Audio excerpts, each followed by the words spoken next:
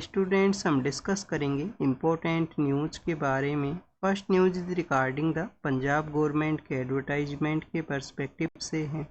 Punjab government के द्वारा 2 events के पर्सपेक्टिव से एडवर्टाइजमेंट है उसको कैरी आउट किया गया। फर्स्ट इवेंट है गुरु तेग बहादुर का जो शहादत दिवस है जिसके 350 ईयर्स हैं वो कंप्लीट हुए हैं। सेकेंड इवेंट है श्री अमृतसर साहिब के जो फाउंडेशन डे हैं उसके 450 ईयर्स हैं वो कंप्लीट हुए हैं। तो स्टूडेंट्स हिस्ट्री के अंदर में कोई भी इवेंट है जिसके 100 ईयर्स कंप्लीट हों, 200 ईयर्स कंप्लीट हों या 250 या 150 ईयर्स कंप्लीट हों तो वो इवेंट आपके लिए इम्पोर्टेंट हुआ करता है। यूपीएससी के द्वारा ऐसे ही जो क्वेश्चंस हैं वो पूछ लिए जाते हैं। अगर आप पंजाब से बिलोंग किया करते हो तो आपके लिए तो ये जो इवेंट है वो मोस्ट इम्पोर्टेंट है, पंजाब पीसीएस के लिए भी। और यूपीएससी के अंदर अगर आप इंटरव्यू के लिए अपीयर होंगे, पंजाब आपका बैकग्राउंड है, तो आपसे जो क्वेश्चंस हैं वो पूछ लिए जाएंगे कि अमृतसर साहिब हैं उनको किनके द्वारा फाउंड किया गया था। गुरु तेग बहादुर का जब शहादत होता है तो उस समय में कौन मुग़ल एम्परर हैं जो पावर के अंदर में हुआ करते थे। यूपीएससी ने भी 2015 के समय में बाबर के पर्सपेक्टिव से एक बार जो कुछ पर्सनैलिटी हैं उनको कंपेयर करवाया था कि कौन सी पर्सनैलिटी हैं वो यहाँ पे एक दूसरे के कंटेम्प्रेरी हैं वो हुआ करते थे। हो सकता है आने वाले समय के अंदर में यूपीएससी फिर से एक क्वेश्चन पूछे और आप देखिए कि एक क्वेश्चन को ही करेक्ट करने के लिए आपको काफ़ी सारा जो हार्ड वर्क है, जो प्रैक्टिस है, उसको कैरी आउट करना होता है। तो गुरु तेग बहादुर जी के बारे में अगर हम डिस्कस करें तो ये 9 सिख गुरु हैं वो हुआ करते थे, 9 सिख गुरु हुआ करते थे। इनको जब असेसिनेट कर दिया जाता है, इनका आप देखिए कि जो शहादत जो देखने के लिए मिलता है, उस समय जो मुग़ल एम्परर हैं वो औरंगजेब पावर के अंदर में हुआ करते थे। औरंगजेब की अगर हम पावर के बारे में डिस्कस करें, उनके टाइम पीरियड के बारे में, तो 1658 से लेकर 707 का वो समय है, उनका टाइम पीरियड आपको देखने के लिए मिलेगा। गुरु तेग बहादुर का जो शहादत है वो 1675 के समय आपको देखने के लिए मिलता है। इनका आप देखिए कि निकनेम है जिससे भी इनको एड्रेस किया जाता है, हिंद का जो चद्दर है उसके रूप से, कि जो हमारा कंट्री है, जो इंडिया है, उसके एक शिल्ड के रूप से ये वर्क किया करते थे।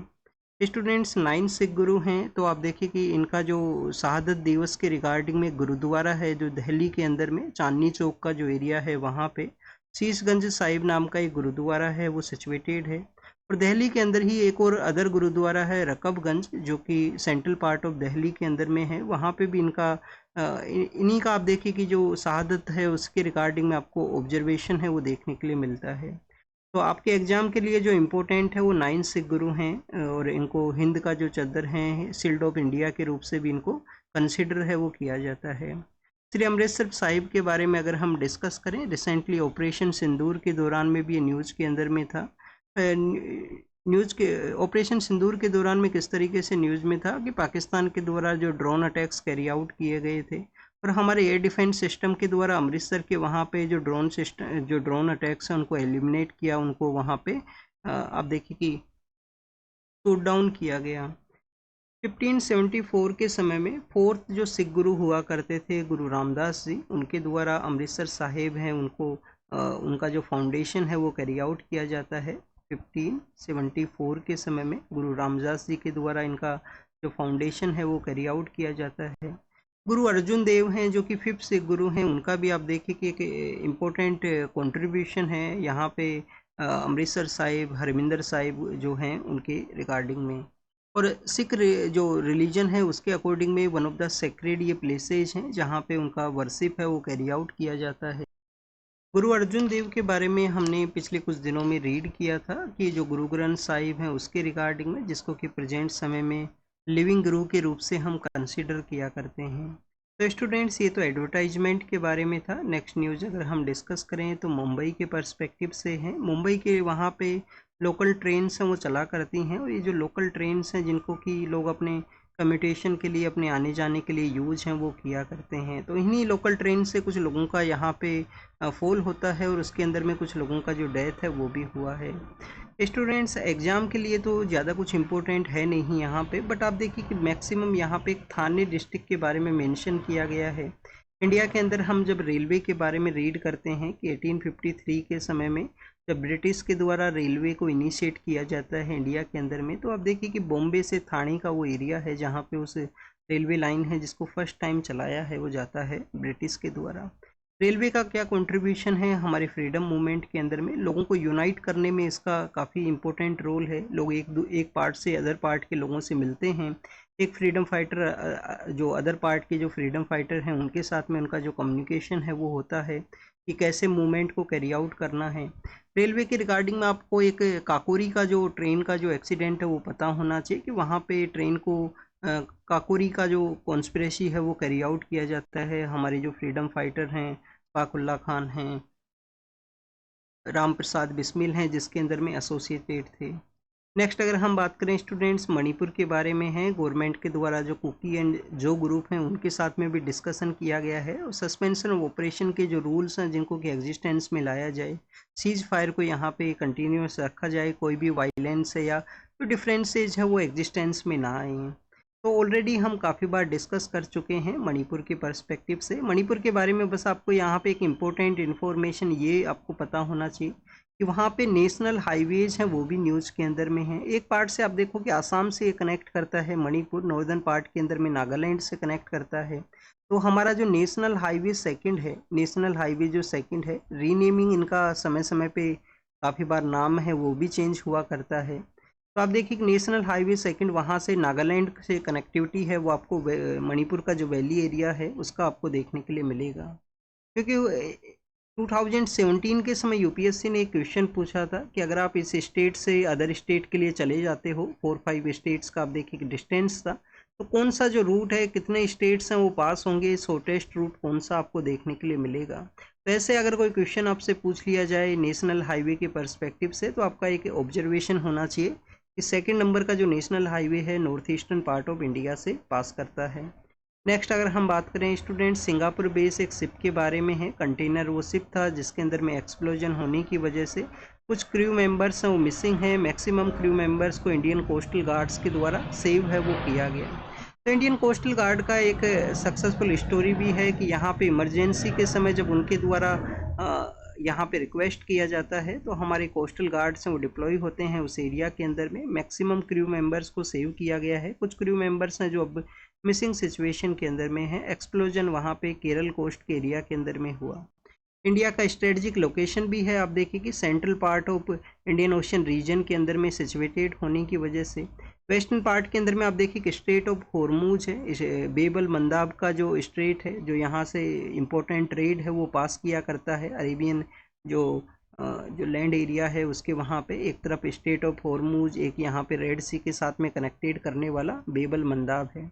तो स्टूडेंट्स ईस्टर्न पार्ट के अंदर में आप देखिए कि मलक्का स्ट्रेट है, यहाँ पे मलक्का स्ट्रेट है। तो इस तरीके से इंडिया एक इम्पोर्टेंट स्ट्रेटजिक लोकेशन के अंदर में है इंडियन ओशन रीजन के अंदर में। यहाँ से जो इम्पोर्टेंट ट्रेड है वो पास किया करता है। और कोस्टल गार्ड्स का इस तरीके से इमरजेंसी सिचुएशन में डिप्लॉय होना हमारी जो सिक्योरिटी एजेंसीज हैं, जो कोस्टल का जो एजेंसीज हैं उनका जो इम्पोर्टेंस है उसको भी बताता है कि कितना उनका अलर्टिव सिचुएशन के अंदर में है। इंडियन ओशन रीजन का आप देखिए कि हमारा जो नेवल फोर्सेज के द्वारा इंफॉर्मेशन फ्यूजन सेंटर है उसको भी सेटअप किया गया था अर्लियर फेज में। Indian Ocean region information fusion centre है जिसके थ्रू रियल टाइम जो डाटाज हैं, रियल टाइम जो इंफॉर्मेशन है उसका प्रोवाइड है वो किया जाता है। नेक्स्ट अगर हम रीड करें स्टूडेंट्स, हमारे वहाँ पे जो छत्तीसगढ़ का एरिया है जहाँ पे नक्सल जो मूवमेंट से रिलेटेड जो लोग हैं उनका प्रेजेंस हुआ करता है।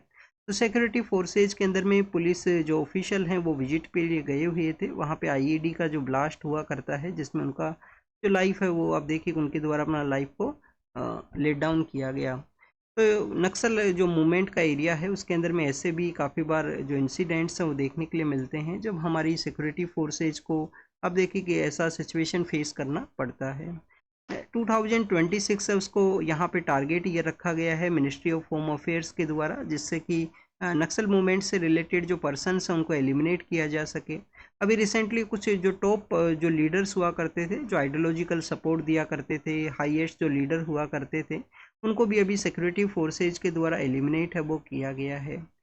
ई वेस्ट का रिसाइकलिंग पार्क है जो कि दिल्ली के अंदर में सेटअप किया जाएगा। इंडिया का फर्स्ट ये रिसाइकलिंग पार्क रहेगा। वहाँ के जो इन्वायरमेंट मिनिस्टर हैं, दिल्ली जो कि यूटी है जहाँ पे लेजिस्लेटिव असेंबली का इस्टेब्लिशमेंट है, तो वहाँ के जो इन्वायरमेंट मिनिस्टर हैं उनका ये स्टेटमेंट है।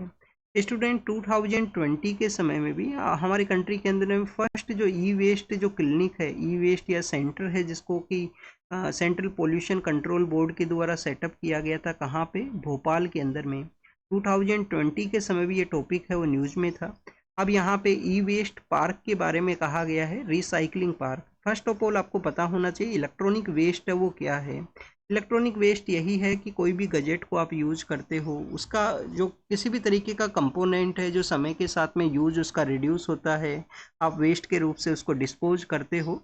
आप देखिए कि उसका जो डिस्पोजल प्रोसेस है वो काफ़ी यहाँ पे कॉम्प्लिकेटेड प्रोसेस है इलेक्ट्रॉनिक वेस्ट का।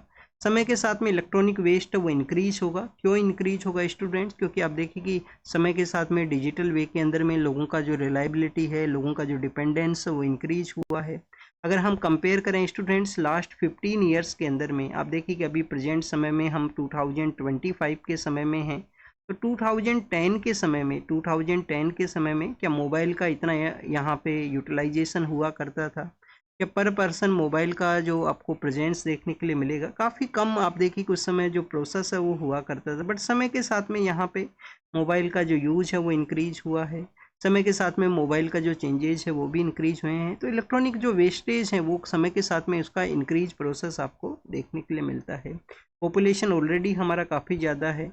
एनुअली वे के अंदर में आप देखिए कि 51,000 के आसपास जो टन्स हैं इलेक्ट्रॉनिक वेस्ट को इनके द्वारा प्रोसेस है वो किया जाएगा इस रिसाइकलिंग पार्क के थ्रू। नेक्स्ट यहाँ पे वाटर हार्वेस्टिंग के बारे में है राजस्थान से पर्सपेक्टिव से। आप देखिए कि हमारी कंट्री के अलग अलग पार्ट के अंदर में एंशिएंट समय से ही वाटर हार्वेस्टिंग, वाटर का कंजर्वेशन का जो टेक्निक है वो हुआ करती थी। ऐसे एरिया जहाँ पे प्रॉपर वे के अंदर में वाटर का अवेलेबिलिटी नहीं था।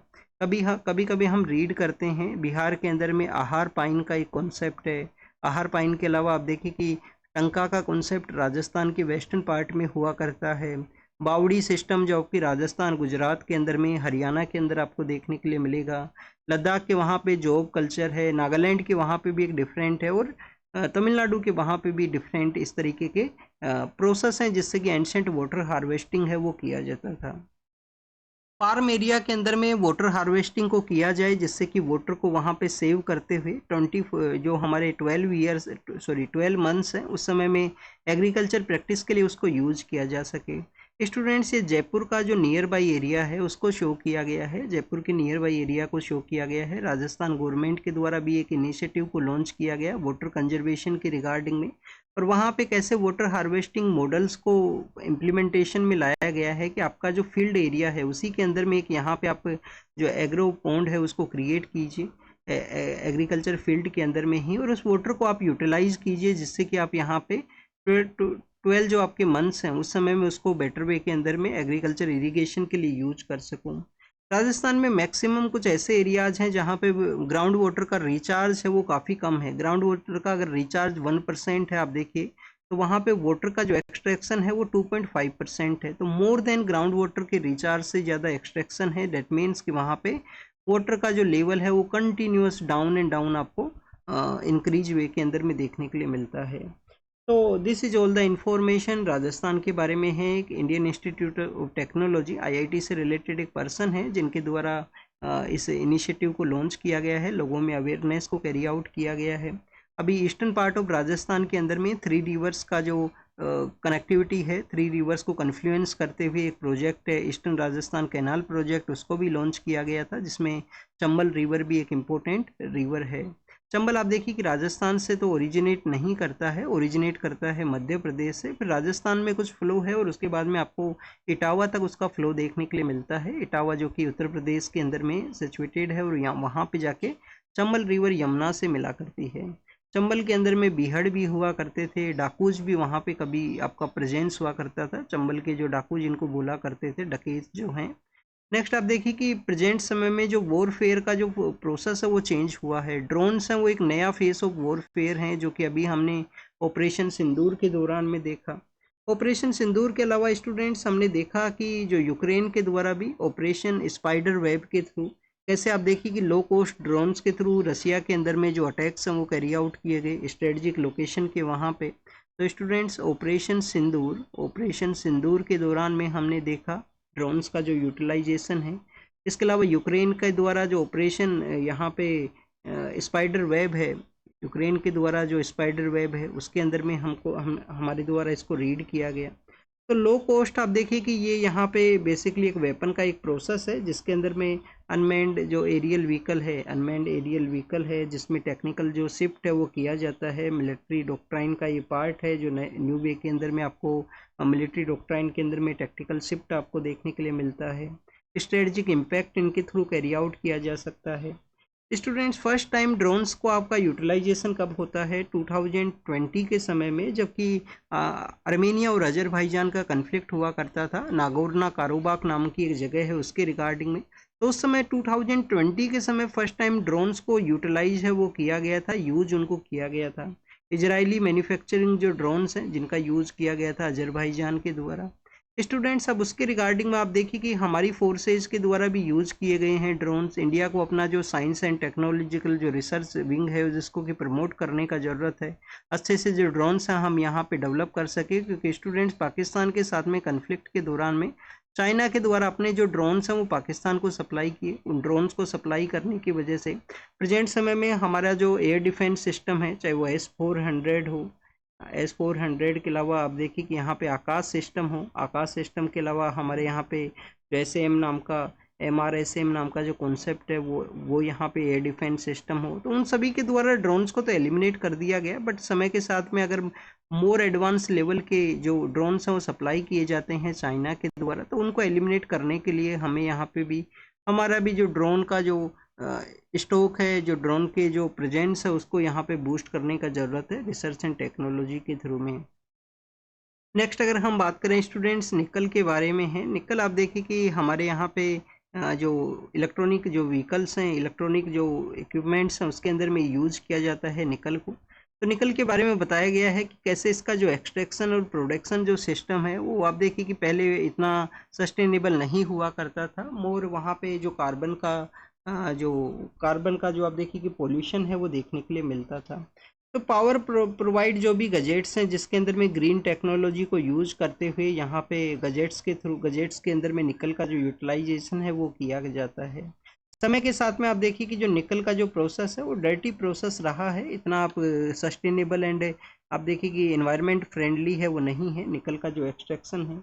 बट यहाँ पे बताया ये गया है कि ओवर द ईयर्स 2040 तक हमारे जो इलेक्ट्रिकल व्हीकल्स का जो डिमांड है वो भी इंक्रीज होगा, इलेक्ट्रिसिटी का जो डिमांड है वो भी इंक्रीज होगा, तो एनर्जी डिमांड है वो इंक्रीज करेगा। अभी यहाँ पे प्रेजेंट समय के अंदर में हाइड्रोजन प्लाज्मा नाम का एक सस्टेनेबल जो चेंजिंग प्रोसेस है उसको लाया गया है। किसको लाया गया है students? Hydrogen plasma. Hydrogen plasma को यहाँ पे लाया गया, उसके थ्रू क्या किया जाएगा यहाँ पे कि कार्बन फ्री जो कार्बन का जो यहाँ पे पोल्यूशन लेवल जो रिलीज हुआ करता है उसको रिड्यूस करने का जो कोशिश है वो किया जाएगा निकल के एक्सट्रैक्शन के अंदर में। लिथियम आयन बैटरीज के अंदर में इसका यूटिलाइजेशन है। लिथियम आयन बैटरीज के अलावा आप देखिए कि हाईली जो कार्बन इंटेंसिव प्रोडक्शन होने की वजह से 20 टाइम्स मोर यहाँ पे CO2 का एमिशन हुआ करता है इसके एक्सट्रैक्शन के अंदर में। क्या इंडिया के अंदर में भी कुछ एरियाज़ के अंदर में इसके जो रिजर्व्स हैं वो सिचुएटेड हैं? यस स्टूडेंट्स, ऐसे एरिया जो कि आप देखिए कि हॉट एंड ट्रॉपिकल रीजन्स हैं, हॉट एंड ट्रॉपिकल रीजन्स हैं जहाँ पे सल्फाइड ओर्स हैं, सल्फाइड ओर्स का प्रेजेंस है, तो उस एरिया के अंदर में निकल का जो एक्सट्रैक्शन है वो इजीली हुआ करता है। सॉइल उस एरिया का रिच रॉक्स का अवेलेबिलिटी है, तो इस तरीके से वहाँ पे निकल के प्रेजेंस के बारे में बताया जाता है। इंडिया में जो उड़ीसा के अंदर में आप देखिए कि सुकिंदा नाम का एक रीजन है, उड़ीसा के अंदर में सुकिंदा नाम का एक रीजन है जहाँ पे आपको निकल का जो एक्सट्रैक्शन है वो देखने के लिए मिलेगा। काफ़ी सारा जो निकल है वो इंडिया आप देखिए कि अदर कंट्रीज हैं उनसे भी हम कैरी आउट है वो करते हैं। जो इलेक्ट्रिकल व्हीकल्स हैं जिसके मैन्युफैक्चरिंग के अंदर में इसका यूटिलाइजेशन इम्पोर्टेंट है। और ये जो टेक्निक जो प्लाज्मा यहाँ पे जो हाइड्रोजन प्लाज्मा जो प्रोसेस को यूज किया जाएगा जिसकी वजह से 2070 जो हमारा टारगेट ईयर है कि कार्बन न्यूट्रलिटी को हमें अचीव करना है उसके अंदर में ये हेल्प है वो प्रोवाइड करेगा। राजस्थान के अंदर में आप देखिए कि रणथंबोर टाइगर रिजर्व है। रणथंबोर के अंदर में लास्ट 2-3 मंथ के अंदर में हम टू ऐसे इंसिडेंट्स हैं जिनको रीड कर चुके हैं कि टाइगर के द्वारा अटैक किया गया जिसमें डेथ है वो हुआ है। अब फिर से वहाँ पे रणथंबोर के अंदर में टाइगर के द्वारा एक जैन टेम्पल सिचुएटेड है इनसाइड द या नियर बाई टाइगर एरिया के अंदर में। तो वहाँ पे आप देखिए उसके जो केयर टेकर हुआ करते थे उनके ऊपर जो अटैक किया गया है टाइगर के द्वारा। राजस्थान में सरिस्का है स्टूडेंट्स, रणथंबोर है, केवला देव का एरिया है और आपको रामगढ़ विषधारी का एरिया है वो देखने के लिए मिलेगा जहाँ पे टाइगर्स का जो प्रेजेंस है वो हुआ करता है। पीएम सर G7 का जब मीटिंग के लिए जाएंगे तो उस समय उनके द्वारा साइप्रस के वहाँ पे भी विजिट किया जाएगा, क्रोएशिया के वहाँ पे भी विजिट है वो किया जाएगा। अब साइप्रस को आप देखिए कि इंडिया के द्वारा क्यों यहाँ पे चूज किया गया है डिप्लोमेटिक विजिट्स की वजह से। स्टूडेंट साइप्रस और टर्की का जो साइप्रस एक आइलैंड कंट्री है, साइप्रस एक आइलैंड कंट्री है, कहाँ पे सिचुएटेड है, ईस्टर्न पार्ट ऑफ मेडिटेरियन सी के अंदर में सिचुएटेड है। और टर्की भी आप देखिए कि अपना एरिया शेयर करता है और इसका जो नॉर्दर्न पार्ट है जिसको कि टर्की सेपरेटली जो रिकॉग्नाइज है वो करता है। साइप्रस के द्वारा हमेशा इंडिया को जो सपोर्ट है वो प्रोवाइड किया गया है, इंडिया को सपोर्ट प्रोवाइड किया गया है कि यूएन का मेंबरशिप के रिगार्डिंग में हो, जो इंडिया का प्रपोजल है कि यूनाइटेड नेशन सिक्योरिटी काउंसिल को हमें रिफॉर्म करना है, या इंडिया के और भी जो टेरिटोरियल डिस्प्यूट्स है उसके रिगार्डिंग में भी इंडिया को आप देखिए कि जो सपोर्ट है वो साइप्रस के द्वारा किया गया। इसके नॉर्दर्न पार्ट को जो टर्की अपने कंट्रोल में रिकॉग्नाइज करता है। रिसेंटली इंडिया पाकिस्तान कन्फ्लिक्ट के दौरान में टर्की के द्वारा पाकिस्तान को जो फुली फ्लेज सपोर्ट है वो प्रोवाइड किया गया। तो उसी को ही देखते हुए हमारे पीएम सर के द्वारा डिप्लोमेटिक जो एंगेजमेंट्स हैं वो कैरी आउट किया जाएगा साइप्रस के साथ में। साइप्रस के अलावा स्टूडेंट्स यहाँ पे क्रोएशिया के बारे में मेंशन है। अड्रियाटिक सी को अगर आपने ऑब्जर्व किया हो, अड्रियाटिक सी है, सपोज कीजिए यहाँ पे इधर इस पार्ट के अंदर में इटली का जो प्रेजेंस है, तो यहाँ पे जो क्रोएशिया नाम का जो कंट्री है वो सिचुएटेड है। जब नॉन अलाइनमेंट मूवमेंट का फाउंडेशन हुआ था, वर्ल्ड 2 ब्लॉक्स के अंदर में डिवाइड था कोल्ड वॉर के सिचुएशन में, तो हमारे जो लीडर हैं उनके द्वारा नेम का जो फिलोसफी है उसको चलाया गया और एक मूवमेंट कैरी आउट किया कि नए जो डेवलपिंग कंट्रीज हैं, नए जो इंडिपेंडेंट कंट्रीज हैं वो इस ग्रुप को ज्वाइन करें। तो नॉन अलाइनमेंट मूवमेंट के समय में एक योगोस्लोवाकिया नाम का एक कंट्री हुआ करता था, जिसी एरिया के अंदर में क्रोएशिया है वो इस्टेब्लिशमेंट में आया है। और योगोस्लोवाकिया के आप देखिए कि जो लीडर हुआ करते थे टीटो, वो इस समय में क्रोएशिया का जो रीजन है वहाँ पे ही उनका एरिया है वो हुआ करता था। तो इंडिया का आप देखिए कि इन कंट्रीज के साथ में हिस्टोरिकल रिलेशन है वो रहा है। समय के साथ में इस रिलेशन को और भी ज़्यादा बूस्ट करने का ज़रूरत है। नेक्स्ट अगर हम बात करें आसाम के बारे में है, वहाँ पे सोशल टेंशन है वो हुआ है कुछ। आप देखिए कि अनरेस्ट का सिचुएशन है वो हुआ है आसाम के अंदर में, तो उसको यहाँ पे मेंशन किया गया। एग्जाम के पर्पज से तो ज़्यादा कुछ इम्पोर्टेंट नहीं है।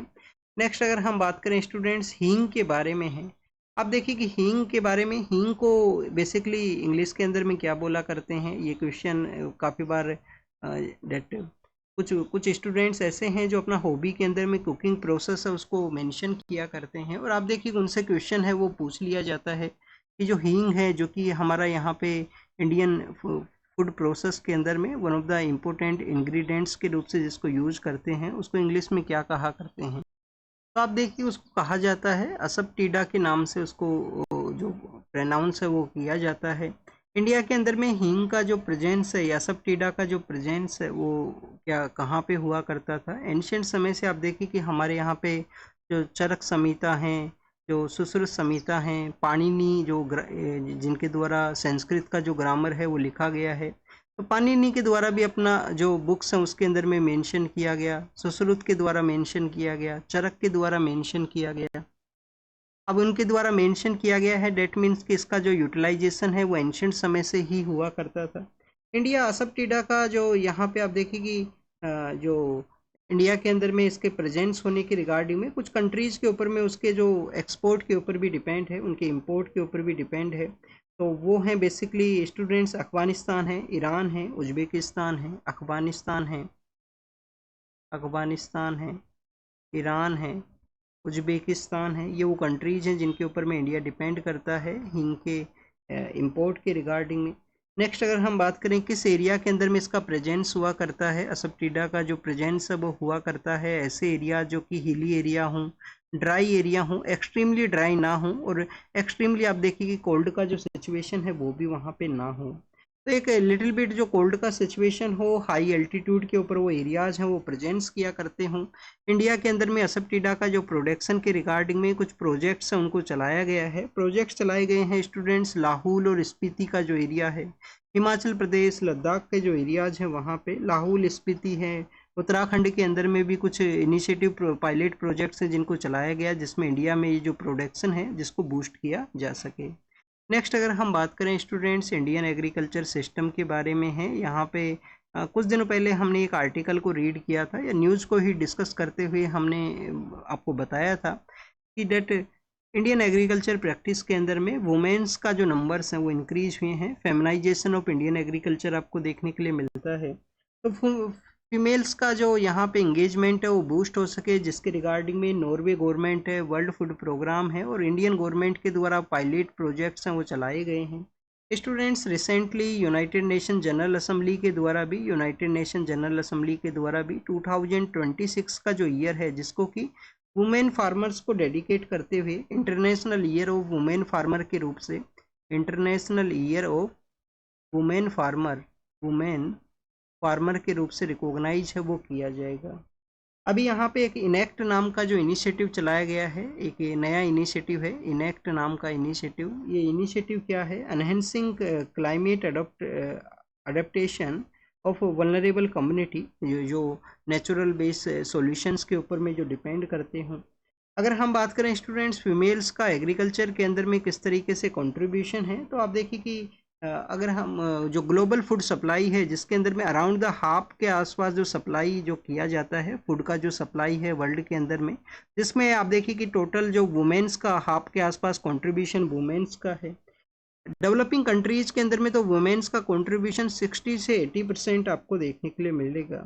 एग्रीकल्चर के अंदर में आप देखिए कि यहाँ पे जो साउथ एशिया के अंदर में ये जो कंट्रीब्यूशन है एग्रीकल्चर लेबर के रूप से भी वुमेन्स का हुआ करता है। 40% के आसपास जो एग्रीकल्चर लेबर के रूप से जो वर्क है वो वुमेन्स हैं वही किया करते हैं।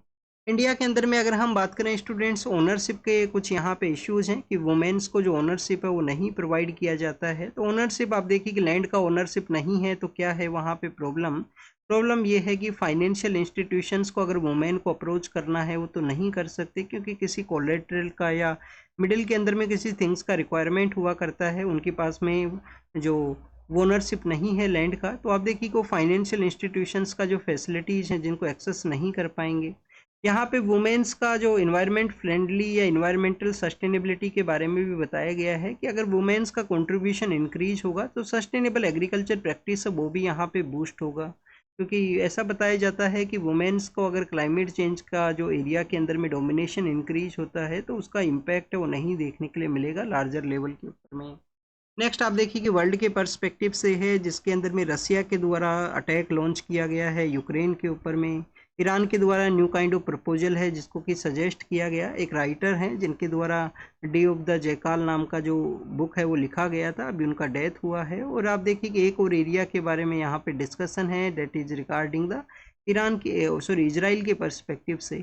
तो इजराइल के बारे में तो कंटिन्यूस न्यूज़ में है गाजा स्ट्रिप की वजह से। गाजा स्ट्रिप के अंदर में जो ग्रेटा थनबर्ग हैं उनके द्वारा अपना प्रोटेस्ट किया जाएगा तो उनको यहाँ पे रोका गया है। और स्टूडेंट्स लॉस एंजलस जो कैलिफोर्निया का एरिया है जिसके अंदर में डोनाल्ड ट्रंप के द्वारा इलीगली जो यहाँ पे नेशनल गार्ड्स का डिप्लॉयमेंट किया गया जिसको कि इलीगल इमोरल के रूप से बताया है वो गया है। एग्जाम के लिए जो इम्पोर्टेंट इन्फॉर्मेशन था उसको ऑलरेडी हम डिस्कस कर चुके हैं, आप इसको रीड कीजिए, रिवाइज कीजिए, जो भी इन्फॉर्मेशन आपको मिला है उसको नोट डाउन कीजिए। Thank you students, thank you very much.